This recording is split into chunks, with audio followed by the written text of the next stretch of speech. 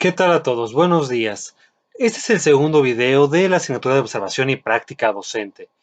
Si bien ya vieron el primer video de algunos puntos específicos que estuvimos abordando en las últimas clases antes de esta contingencia, con respecto a asuntos de calidad educativa, protocolos sociales, protocolos educativos, hacia dónde vamos como educación y sobre todo la parte que ahondamos en el video anterior, es decir, su ética profesional docente, la importancia de su perfil de egreso, de hacia dónde va su camino una vez que terminen su formación académica dentro de la normal superior del Estado.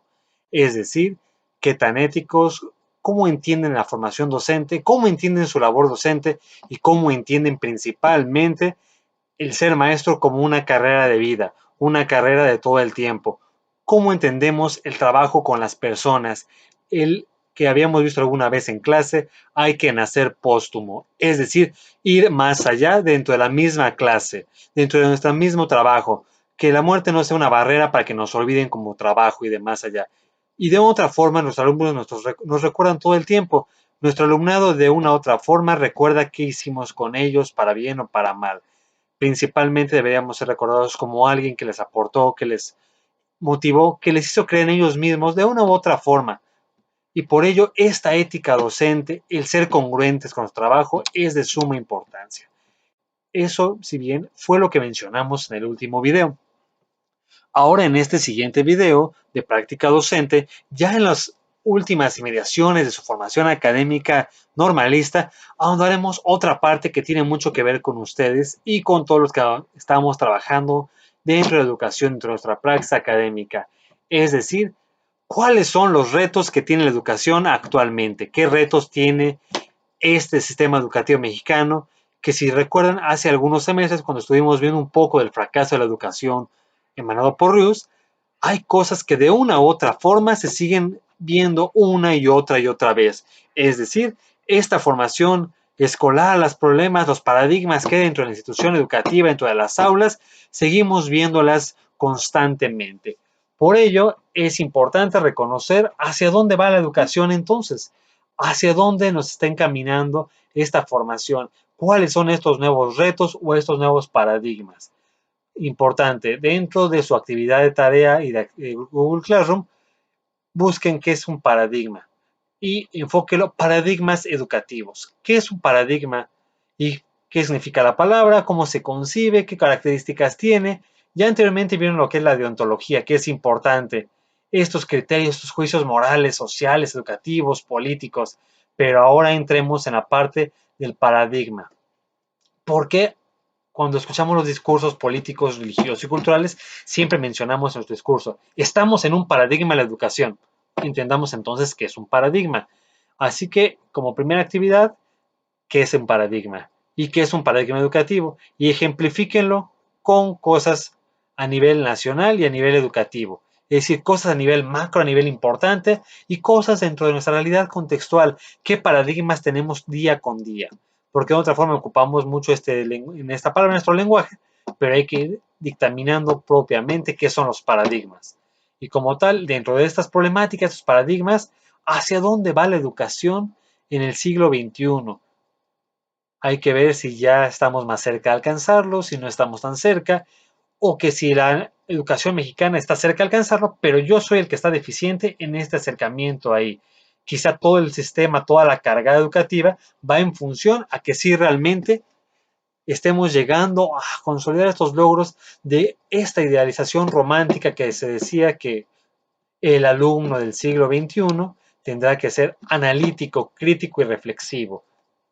Hay que ver si la educación ya llegó a esto, porque al fin y al cabo, si llegó a esto, quiere decir que la generación de ustedes son el resultado de que ustedes sean analíticos, críticos y reflexivos. Y si no, ¿dónde estuvo el percance? ¿Dónde estuvo ese crack, esa ruptura?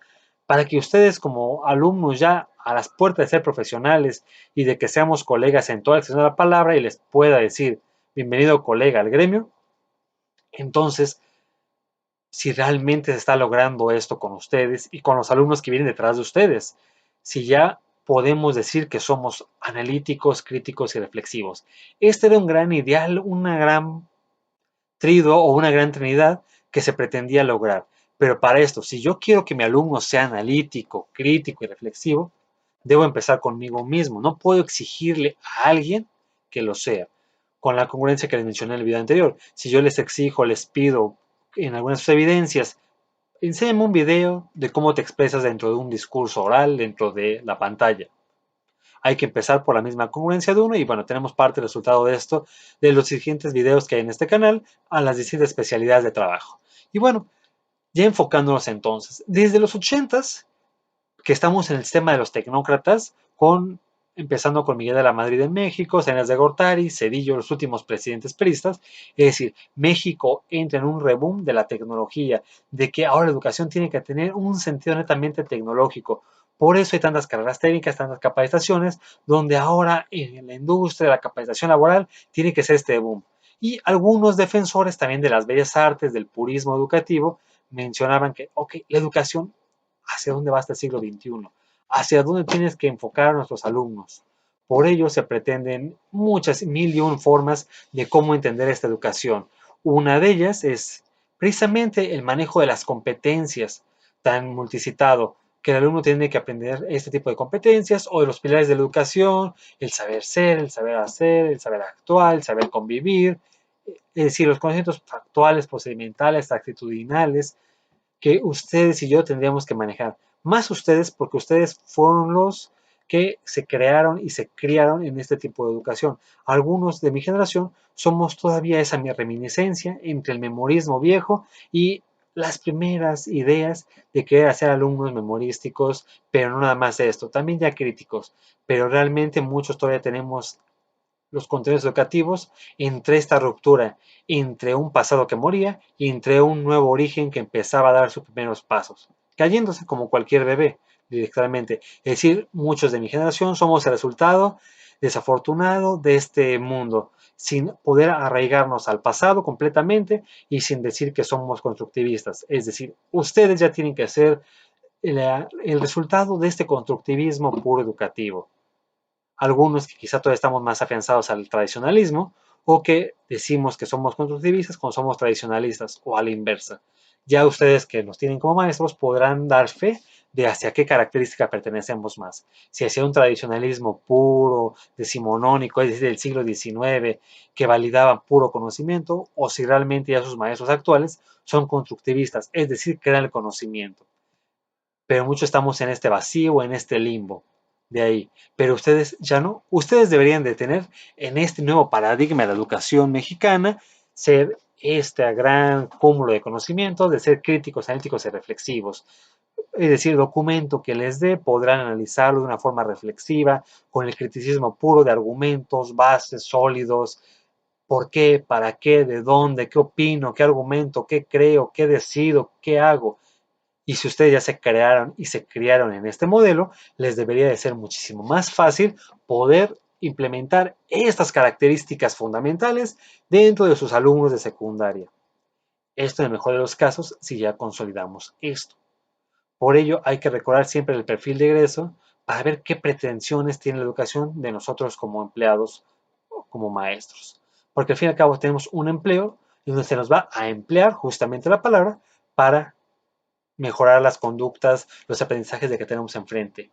Punto fundamental dentro de nuestra ética que podemos vincular del video anterior. Y yo ya lo hice, ya logré consolidar este aprendizaje crítico.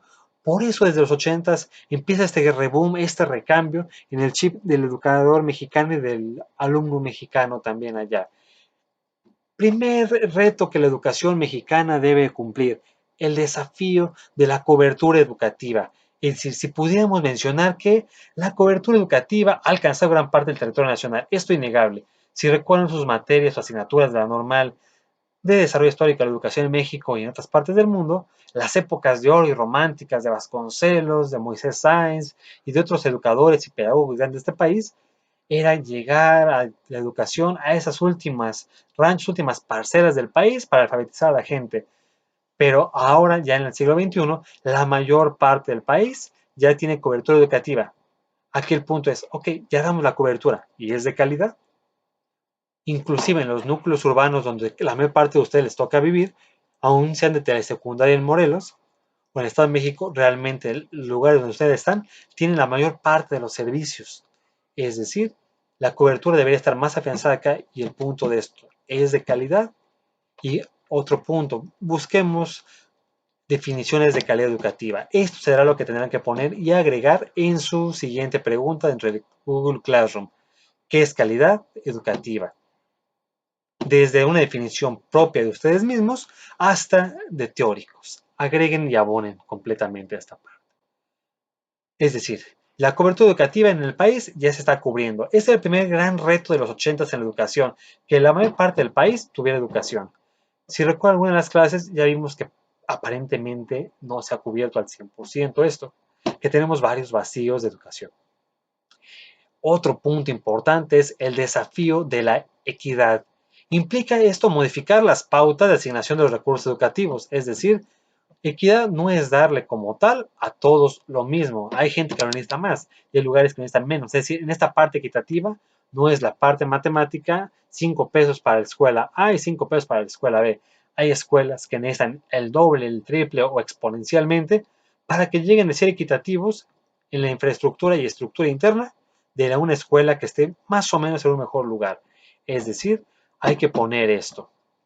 Es decir, que los recursos se distribuyan con mayor equidad entre grupos de ingresos, entidades federativas, religiones, regiones y el medio rural y urbano, que sea donde realmente debe estar el recurso, no donde luce más, sino donde realmente se necesita. Y ustedes en sus prácticas se dan cuenta el vacío de equidad que hay dentro de una escuela, dentro de inclusive la misma comunidad o inclusive hasta el mismo turno, varía brutalmente, o en el mismo municipio, en la misma colonia. A veces encontramos 2, 3, 4 preescolares, primarias, secundarias muy cercanas, pero realmente no encontramos esta equidad educativa. Y ya lo han comentado ustedes en clase en infinidad de veces que los he cuestionado. ¿Cómo es la secundaria de practicas? ¿Qué características tiene? ¿Qué recursos cuenta? ¿Qué tiene el maestro? Porque inclusive a veces pareciera por argot que se dice que en alguna escuela están los mejores maestros, o en la mañana están los mejores maestros, y en la tarde están los peores maestros. Ustedes pueden dar fe de ello si realmente el turno da pauta de esto o si nada más es una imagen colectiva que tenemos allá. Siguiente punto, siguiente gran pauta, paradigma, el desafío de la calidad educativa que vamos a encontrar. Para mejorar este proceso de aprendizaje es urgente, como tal, fundamentalmente examinar a fondo la formación docente, es decir, la formación de ustedes, los mecanismos de actualización y promoción de los maestros en ejercicio, así como las prácticas de supervisión. Es decir, aquella persona que nos supervisa en una clase, una práctica, debe tener la calidad moral e intelectual por sobre todo para poder decirte, sabes que estás bien aquí, estás mal acá, debes hacer esto, debes hacer aquello. Pero si nuestro supervisor, nuestro jefe, nuestro directivo, realmente a veces tiene un conocimiento menor al que el docente tiene o no pisó un aula, entonces llega a ser muy deficiente esa supervisión de calidad. Para supervisar, cualquiera podemos supervisar. ¿Sabes qué, practicante? ¿Sabes qué, maestro? Yo te aconsejo que hagas esto, esto y esto. Ajá. Yo acepto cualquier crítica de una autoridad. El punto es, enséñame a hacerlo. Reconozco mi ignorancia. Reconozco que estoy en formación todavía, aún con 10, 15, 20 años de servicio que pueda tener cada quien, pero el que está enfrente de mí debe saber hacerlo mucho mejor que yo para que esta calidad sea congruente, esta supervisión sea congruente. Y como tal, hay que asegurar la relevancia de los contenidos, es decir, hay veces que el maestro dice, este contenido no me gusta, este sí, este no. Hay que ser sensatos en lo que estamos dando y que sobre todo lo que estamos dando siempre podamos responder la pregunta clásica del alumno y también de ustedes que me lleguen a cuestión en clase, ¿y esto para qué me sirve? Tenemos que tener el conocimiento idóneo para poder responderle a ustedes y a cualquier persona que por qué es importante que yo te enseñe matemáticas, biología, física, química, español, formación cívica y ética, biología, cualquier área. Es decir, tenemos que tener la capacidad intelectual y lingüística de poder defender nuestra expertise, nuestra área. No nada más para, pues en el futuro te servirá, ahorita para que pases un examen, no. Realmente hay que dar la pertinencia y la relevancia a nuestros contenidos educativos. De lo contrario, no sirve. Y ustedes se dan cuenta de esto cuando realmente algo que vieron en la normal, en la secundaria, en la prepa, le está sirviendo o no. Y nada más es generar conocimiento y acumularlo. Eso es una parte muy importante. Tener mucho conocimiento en la cabeza es válido, es útil. Pero más útil, ¿qué haces con esto? Es decir, si vas a la enciclopedia andando, bienvenida, enciclopedia normalística. Dame un uso práctico para ella. Si no, es conocimiento muerto. Otro punto importante, otro gran reto de la educación de los 80 hasta la actualidad y que encontramos todos los días es este desafío del financiamiento. Suena cruel, drástico, dantesco y más con lo que está pasando ahorita de los manejos económicos, pero es una realidad. La escasez de recursos para financiar las escuelas, los planes, los programas, las capacitaciones de los docentes, es decir, ustedes se dan cuenta cuántos maestros están capacitados, actualizados de lo que tienen que saber, cuántos nos hemos o se han quedado o ustedes se han quedado, nos hemos quedado desfasados o si realmente nos estamos actualizando y buscando al que tenemos enfrente, darle lo más nuevo, lo más novedoso en la educación, en TICs, en TACs, es decir, cada uno de lo que tiene que estar actual en plataformas. Muchos a veces chocan con este tipo de sistemas, las clases de este tipo virtuales. Querramos o no querramos, la educación está mutando drásticamente a implementar esto. Así que no nos cerremos. Obviamente también tenemos que saber manejar el aula, manejar un borrador, manejar la palabra, el GIS, para poder hacer una clase interesante, atractiva y demás. No nos aboquemos únicamente a las tecnologías educativas, que son importantes, sí. Que hay que saber utilizar las plataformas virtuales, sí. Pero también hay que saber utilizar la boca y sobre todo saber hacer sinapsis. Es decir, este pequeño ejercicio mental que hacemos con el cerebro y la boca, fundamentalmente. Pero para ello hay que recordar a las autoridades que tienen que financiar estas actualizaciones, porque yo puedo tener muchas ganas de aprender, pero si no encuentro quién me enseñe y cómo me enseña, mi deseo se queda ahí y se convierte no más en un deseo, en frustración. Yo quiero, pero nadie me enseña. Y quien me puede enseñar está lejos. Y quien me puede enseñar no puede a veces. Así que por eso hay que buscar estos mecanismos que nos está implicando esta situación. Yo que más quisiera poder trabajar con ustedes en el aula como trabajamos comúnmente, ¿no? Con un poco de broma, de ironía, de sarcasmo, pero con el compromiso que ustedes ponen todos los días. No podemos, porque inclusive este tipo de plataformas sería complicado por las circunstancias de cada uno de vida de ustedes en este momento. Así que hay que buscar otros caminos. Quizá a veces un poco sinuosos, a veces salimos del recipiente pensando, pero hay que pensar con respecto a esto. Así que hay que buscar los mecanismos de financiamiento. Yo a veces pedir y a veces, si no pedir, exigir que se me capacite. Pero para esa capacitación también tengo que sacrificar tiempos, horarios y demás. Para hacer los videos de clases que yo les he pedido, sé que ustedes han sacrificado a veces fin de semana, familia y lo que estamos haciendo. Es decir, si yo quiero exigir, tengo que dar a cambio. En la alquimia es algo fundamental. Si yo quiero obtener oro, tengo que sacrificar muchas cosas más y ustedes tienen que sacrificar mucho para obtener mucho. El que sacrifica o el que pone poquito, así obtendrá poquito, poquito conocimiento, un 5% de aprendizaje, un 10%. Es lo que quisiste pagar, es lo que obtendrás. Así que este financiamiento monetario e intelectual es fundamental en ustedes. Así que hay que sacrificar y a veces ni siquiera es un sacrificio, es una inversión a largo plazo. Ustedes están invirtiendo, llevan 6 semestres invertidos en tiempo, en dinero, en esfuerzo, y se ve que han crecido bastante. Cada quien sabe hasta dónde hemos llegado y cuánto nos falta crecer. Otro gran desafío es, ok, ya invertí, ya hice, ya dije, ya aquello, ya esto. ¿Soy productivo? Realmente el siguiente punto, el cuarto gran punto, es el desafío de la productividad. Es decir, ¿qué tanto estamos produciendo? Porque obviamente nosotros no producimos esa riqueza que aparentemente se pretende en la economía de produzco una riqueza en petróleo, en dinero y demás. Pero producimos conocimiento, producimos generación de conciencias, de aprendizajes. Eso me tengo que ir. Y esta revolución científico-tecnológica de nosotros, estamos generando un cambio con los de enfrente. Quizá nosotros no, pero esta persona va a hacerlo a la larga. Pero gracias o pese a las enseñanzas que yo le di, él va a llegar a más. Así que hay que prepararnos, capacitarnos y cualificarnos para que este desafío de productividad llegue a otros estándares, a otros niveles educativos. Porque a veces vivimos a través de otros. Los maestros vivimos nuestra obra muchas veces a través de otros, de los logros de otro, pero que esa persona reconoce que sin ustedes como normalistas y como maestros no hubiera hecho lo que hizo, hacer este cambio. Y es lo que te generamos algunos maestros o no generamos otros maestros en su formación, esta producción intelectual.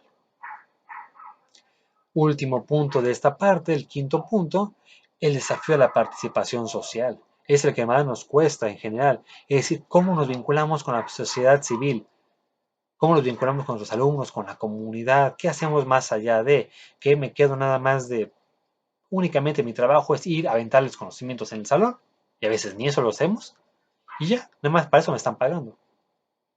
Realmente no.